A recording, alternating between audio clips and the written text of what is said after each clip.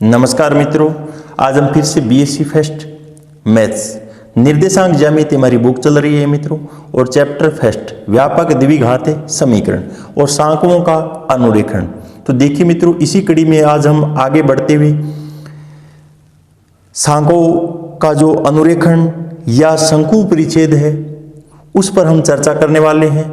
तो देखिए मित्रों, पूर्व वीडियोज के अंदर हमने सरल रेखा और जब दो सांकों को एक समतल किस प्रकार से परिच्छेद या काटता है तो उनकी अलग अलग भिन्न भिन्न स्थितियों में भिन्न भिन्न कंडीशन प्राप्त होती है।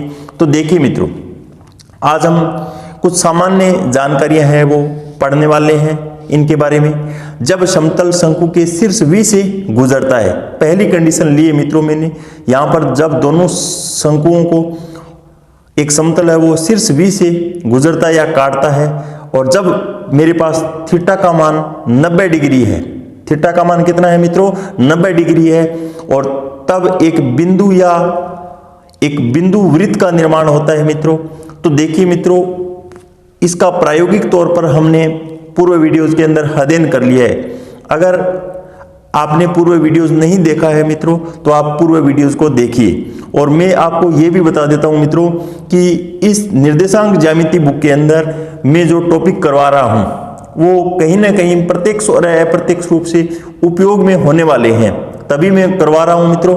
आपको ऐसा एक बार लग रहा होगा कि ये टॉपिक हमारे काम के नहीं है, लेकिन मैं आपको विश्वास दिलाता हूं कि अगर मित्रों आपने प्रारंभिक इन वीडियोस को देख लिया, इस बुक के अंदर आपको जब भी क्वेश्चनों को हल करना पड़ेगा तब आपको कठिनाई महसूस नहीं करनी पड़ेगी मित्रों, ये मेरा वादा है आपसे।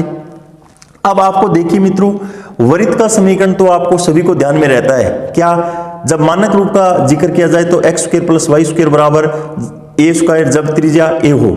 लेकिन मैंने यहाँ पे बिंदु वृत्त का समीकरण आपको पूछा है, तो बिंदु वृत्त का समीकरण अगर एक नंबर के अंदर क्वेश्चन पूछा जाए तो आपको ये समीकरण बतानी है मित्रों, x माइनस h का होल स्क्वायर और प्लस y माइनस k का होल स्क्वायर और बराबर 0 लिखना है। क्योंकि यहाँ पे त्रिज्या का मान तो है ही नहीं कुछ मित्रों, तो हमारे पास एक बिंदु का निर्माण होगा, तो इसलिए मैंने बता दिया है मित्रों, बिंदु वृत्त का समीकरण है वो इस प्रकार से आपको बताना है। और देखिए मित्रों, यहां पर इस बुक से एक नंबर के 12 क्वेश्चन बनने वाले हैं, और जबकि देखिए मित्रों तीनों पेपरों के अंदर हम जिक्र करें तो आपके केवल देखिए यहां पे 32 क्वेश्चन एक नंबर के बनने वाले हैं। तो आपका एक महत्वपूर्ण रोल रहने वाला है एक नंबर के क्वेश्चनों का, क्योंकि 200 में से 32 नंबर मित्रों एक नंबर के क्वेश्चन करके पूछे जाएंगे, तो आप देख लेना।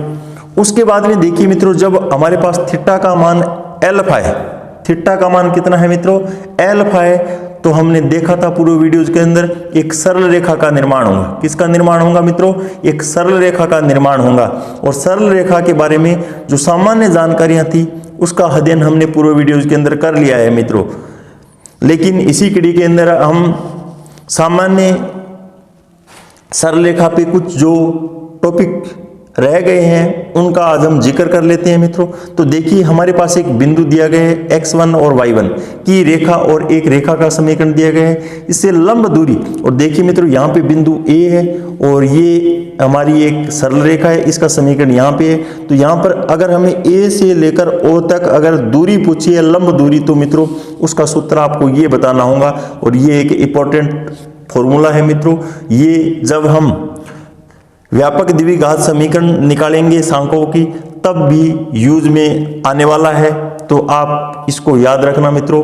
तो हमारा सूत्र क्या रहेगा, जो सरल रेखा की समीकरण दी गई है उसके अंदर उस बिंदु को रख दीजिए मित्रों, और बट्टे के अंदर यहाँ पर x का गुणांक और y का जो गुणांक दिया गया है उसका यहाँ पे स्क्वायर करके और जोड़ दीजिए और पूरे का वर्गमूल लगा दीजिए मित्रों, तो आपकी दूरी निकल जाएगी। मैं आशा करता हूं कि ये फॉर्मूला आपके समझ में आ गया होगा मित्रों। उसके बाद में देखिए मित्रों, जब हमारे पास एक बिंदु x1 और y1 से गुजरने वाली रेखा पर r दूरी वाले बिंदु के निर्देशांक, और निर्देशांक होंगे कितने मित्रों, आपको याद रखना है x1 plus R cos theta, y1 plus R sine theta. तो यहाँ पे देखिए मित्रों, कार्तीय और ध्रुवीय रूप दोनों का कंबाइंड रूप से जिक्र किया गया है। और आप यूं भी बोल सकते हो मित्रों, रेखा का सममित रूप में जो समीकरण होता है या इस रेखा का जो समीकरण होगा वो हमारे पास क्या होगा मित्रों, x माइनस x1 और बट्टा कोस थीटा बराबर y माइनस y1 और बट्टे साइन थीटा और बराबर r होता है। मित्रों हमने देखा था मित्रों, कार्तीय और ध्रुवीय रूप के अंदर संबंध होता है, क्या होता है, आर स्क्वायर बराबर x square plus y square होता है, क्योंकि x बराबर आर कोस थीटा मानते हैं और y बराबर आर साइन थीटा मानते हैं मित्रों। अब उसके बाद में देखिए मित्रों, हमारे पास ये x है और ये कोई रेखा जा रही है मित्रों, और यहाँ पर इसका मान r दिया गया है, और रेखा x से थीटा कोण बना रही है, कितना एंगल बना रही है, थीटा कोण बना रही है। तो रेखा का सममित रूप में अगर आपको समीकरण पूछा जाए तो आपको डायरेक्ट इतना मान याद रखना है मित्रों। और यहाँ से देखिए मित्रों, हम बिंदु भी निकाल सकते हैं। तो x का मान यहाँ से हमें इसको फर्स्ट मान लेना है समीकरण, इसको सेकंड और इसको थर्ड।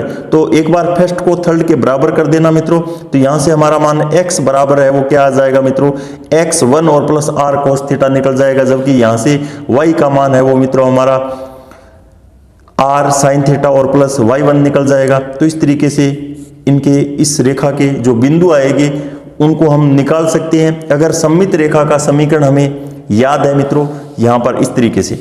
उसके बाद में देखिए मित्रों, यहाँ पर एक रेखा का समीकरण ये है और दूसरा रेखा का समीकरण ये है, और इनके मध्य अर्धकों की समीकरण अगर हमें निकालनी हो तो मित्रों हमें डायरेक्ट, ये फॉर्मूला इतना इंपॉर्टेंट नहीं है फिर भी मैंने बता दिया है मित्रों।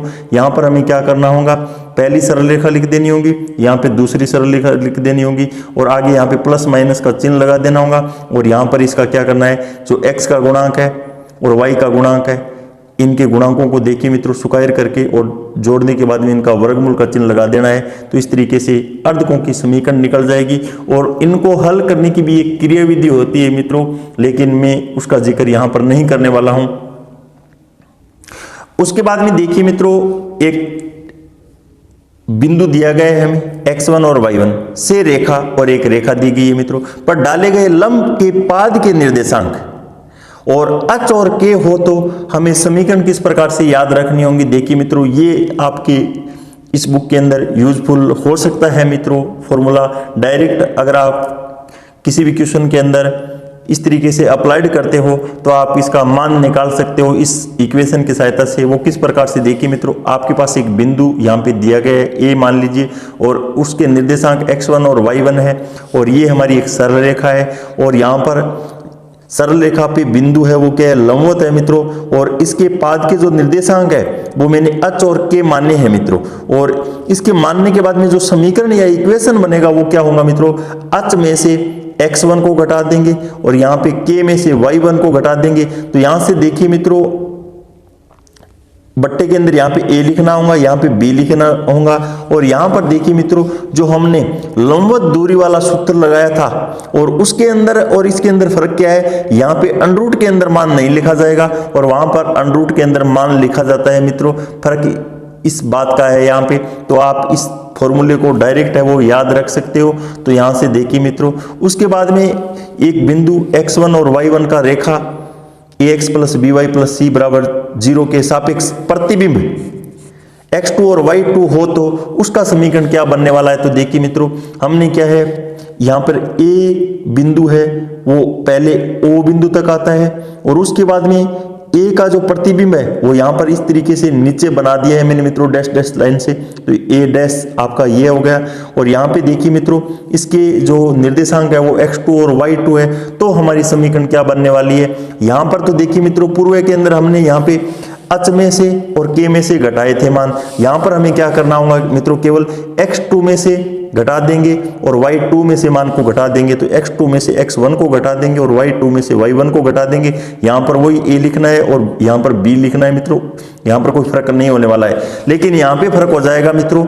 उसके बाद में यहाँ पे हमारी जो सरल रेखा होंगी उसके अंदर वो बिंदु रख देंगे मित्रों, और बिंदु रखने के बाद में, और यहाँ पर भी देखिए मित्रों हमें क्या करना होगा, जो सरल रेखा है उसके अंदर उस बिंदु को संतुष्ट करा के लिख देंगे इसको, और यहाँ पर 2 लगा देंगे और प्लस का चिन्ह आ जाएगा और बट्टे के अंदर ए स्क्वायर और प्लस बी स्क्वायर कर देंगे मित्रों। तो इस फॉर्मूले को आप डायरेक्ट याद रख लेना मित्रों। कहीं पर भी जब आपको क्वेश्चन ऐसा दिखाई दे तो तुरंत इस फॉर्मूले का उपयोग कर आप मान निकाल सकते हैं। उसके बाद में देखिए मित्रों, हम आज सांको परिच्छेद का जो व्यापक द्विघात समीकरण है उस फॉर्मूले को हम किस प्रकार से प्रूफ कर सकते हैं उसको हम प्रूफ करेंगे। तो देखिए मित्रों, तो यहां पर आप देख सकते हो मित्रों, सांको परिच्छेद या कोनिक सेक्शन, और इसका व्यापक समीकरण हमें निकालना हो तो वो हम किस प्रकार से निकालेंगे। तो देखिए मित्रों, मेरे पास एक स्थिर बिंदु S है मित्रों, और उसके निर्देशांक मैंने अल्फा और बीटा माने हैं, और एक में इस प्रकार गमन करता हुआ कोई बिंदु P लिया है मैंने मित्रों, और उसके निर्देशांक x1 और y1 लिए मित्रों। स्थिर रेखा खींची है मित्रों, और स्थिर रेखा पे क्या मैंने लंब m डाला है, pm लंब डाल दिया है मित्रों। तो ये हमारी क्या एक सरल रेखा है मित्रों, और इस सरल रेखा को और s को हम क्या क्या नाम देने वाले हैं। तो देखिए मित्रों, हम किस प्रकार से इस व्यापक फॉर्मूले को प्राप्त करते हैं।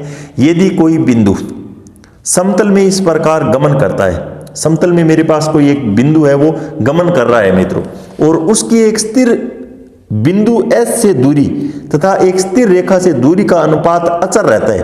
दूरी का जो अनुपात है मित्रों वो क्या रह रहा है, अचर रह रहा है। तो गतिमान बिंदु का बिंदुपथ सांकव कहलाता है। गतिमान बिंदु का बिंदुपथ क्या कहलाएगा मित्रों, सांकव कहलाएगा। तो वो हम किस प्रकार से मैंने बता दिया है मित्रों। जो हमारा S है उसे हम क्या कहेंगे, देखिए स्थिर बिंदु को सांकव की नाभि कहते हैं। जो हमारा स्थिर बिंदु है मित्रों उसको हम नाभि बोलते हैं, याद रखना मित्रों। देखिए मित्रों, बार बार नाभि का जिक्र होने वाला है, तो नाभि हम किसे कहेंगे, हमारे पास जो एक स्थिर बिंदु S होता है उसे हम नाभि कहते हैं मित्रों। और इसके जो निर्देशांक है कि मित्रों, एक नाभि के निर्देशांक वृत्त के अंदर, दीर्घवृत्त के अंदर, परवलय के अंदर, अति परवलय के अंदर हम किस प्रकार से निकालेंगे, इसका अध्ययन हम आगे करने वाले हैं। प्रत्येक पे विस्तार से चर्चा करेंगे मित्रों। एक बार हम व्यापक फॉर्मूला प्राप्त करेंगे, इसे S से निरूपित करते हैं मित्रों। हम इसको किससे प्रेजेंट करते हैं, S से प्रेजेंट करते हैं। अचर अनुपात सांकों की उत्केंद्रता कहलाती है। जो हमारा अनुपात आएगा वो क्या होगा मित्रों, उत्केंद्रता कहलाती है, और उसे हम E से प्रेजेंट करते हैं मित्रों। और स्थिर रेखा, जो हमारी एक स्थिर रेखा है नहीं मित्रों ये, और उसको हम नियता बोलते हैं। क्या कहते हैं, नियता कहते हैं मित्रों। तो यहां पर आप समझ सकते हैं, ये मेरा बिंदु S है और ये मेरा बिंदु P है, और बिंदु P से मैंने यहाँ पे जो नियता थी उस पे लंब डाल दिया है मित्रों। यहाँ पर 90 डिग्री का एंगल बन रहा है। तो इस रेखा का अनुपात और इस रेखा का अनुपात है वो सदैव मित्रों अचर रहता है। क्या रहता है, अचर रहता है। और यहाँ पर देखिए मित्रों, अचर रहता है। तो इस बिंदु जो S और P के बीच की दूरी हम निकाल लेंगे, क्योंकि यहाँ पर 2 बिंदुओं के बीच की दूरी का फॉर्मूला हम जानते हैं मित्रों, कक्षा 10 के अंदर हमने अध्ययन किया होगा।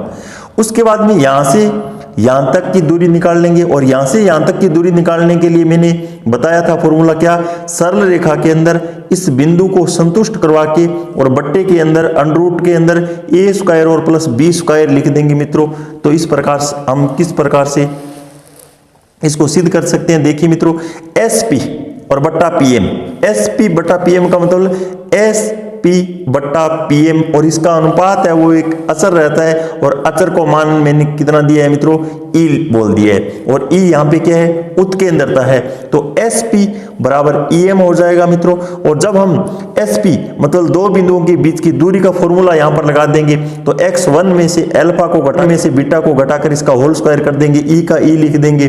और लंबवत दूरी निकालने का जो सूत्र है वो अभी हमने पढ़ा है मित्रों, अभी हाल ही के अंदर।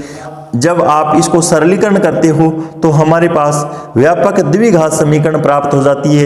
वो क्या है, ax square plus 2hxy plus by square और प्लस 2gx और प्लस 2fy और प्लस c बराबर है 0। इसको हम इस तरीके से भी स्मॉल अक्षरों के अंदर भी लिख सकते हैं, लिख सकते हैं। देखिए मित्रों, A X square plus 2hxy plus B Y square plus 2gx plus 2fy और प्लस सी बराबर 0।